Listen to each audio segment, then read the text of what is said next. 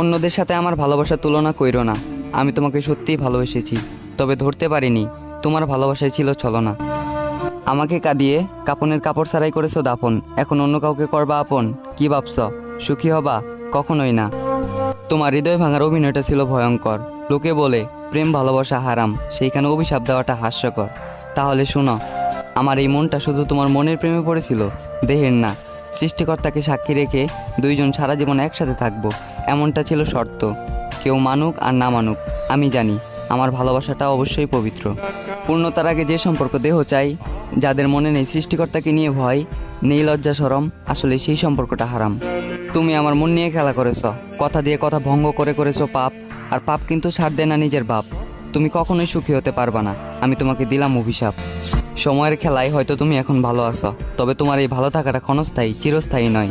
মনে রেখো, মাটির তলে গিয়ে নয়, পাপের কর্মফল কিন্তু পৃথিবীতেই ভোগ করতে হয়।